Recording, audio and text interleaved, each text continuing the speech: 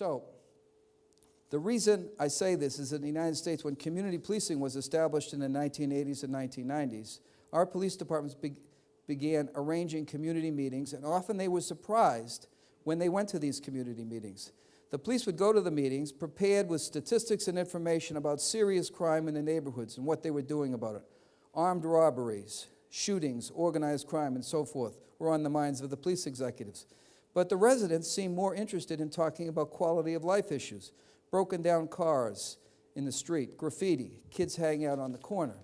That was a good thing. It was a good thing for both the local police, for the police to hear what the concerns of the community was, but it was also important to remember that the police couldn't forget about these larger organized crime issues. So I think it's important with this latest strategy to make sure that the national goals are not lost. Generally speaking, the UK does more toward a more, generally speaking, if the UK does move toward a more decentralized, locally controlled system of policing, you can look to the United States to see what an extreme version of that model looks like. The American system of policing, which is extremely decentralized, has advantages and disadvantages.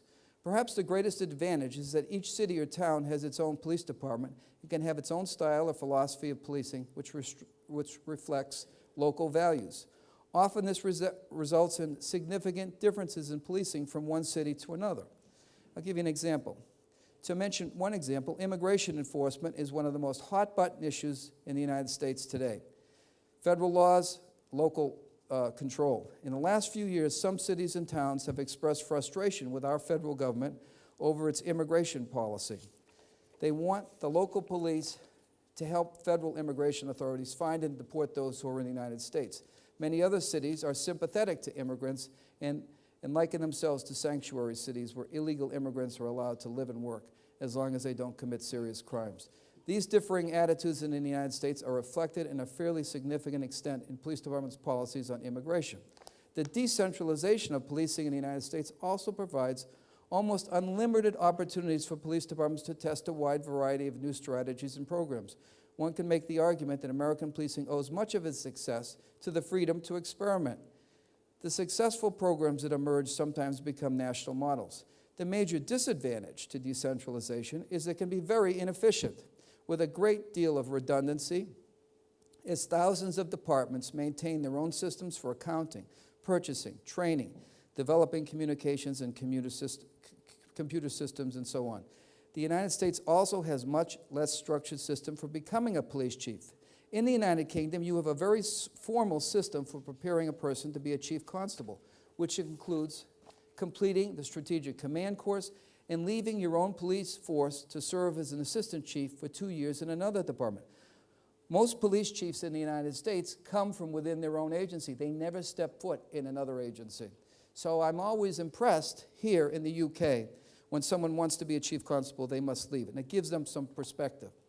In the United States, we have a more freewheeling system in which each local jurisdiction, when it is looking to hire a new police chief, generally sets its own requirements for the job. And we get hired. Perf gets hired all the time to assist big cities, so we see this. That is not to say that one system is better than the other or that the standards are higher in the UK. Our survey of police chiefs from departments of all sizes found that virtually all the responding chiefs have at least a bachelor's degree and more than 70% master's degree and some law degree or PhD. My point is simply that American policing is very decentralized, and that system has some advantages and disadvantages. With the current economic crisis, most police departments in the United States are making budget cuts, but there is almost zero interest in achieving greater efficiencies by consolidating smaller departments into a smaller number of agencies and serving large populations. You think you have a lot of departments with 43. Try 17,000. Only a handful of jurisdictions, usually those facing the worst economic crisis, is consolidation even being considered. So it seems that Americans have gotten used to the idea of having their own local police agencies, and they prefer to keep policing a very local function. I'd like to close with some observations about policing in Northern Ireland and Los Angeles, California, two places where I have had some involvement with local policing. The success of the Good Friday Agreement in ending the constant threat of violence in Northern Ireland was attributable to a lot of people, but I think a lot of it had to do with the leadership of Hugh Ward, who served as chief constable of the PSNI, and Desmond Ray, who was chairman of the Northern Ireland Policing Board. Their willingness to work together and to create partnerships between the police and the residents of Northern Ireland made a difference. 26 local citizen panels, known as district policing partnerships, were created, one for each borough area. Citizens began to come forward to engage with the police, and police came out of their barbed wire fortresses to hold community meetings. But no one knew, but everybody knew that Hugh Ward was the chief constable and respected his authority, and Hugh Ward respected Sir Desmond Ray's authority too. There was a partnership there, a respect that was unmatched anywhere I've seen in the world. The Northern Ireland Policing Board was a very diverse group of citizens, some of whom had literally fought with the very officers they would oversee. I remember that John Mack attended the Policing the Future conference in Northern Ireland in 2007. John Mack is the president of the Board of Police Commissioners in Los Angeles.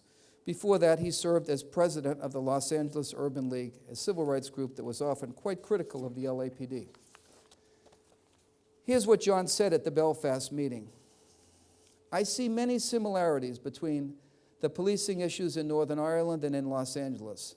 In both cases, it is important not to live in the past, but to be instructed by it.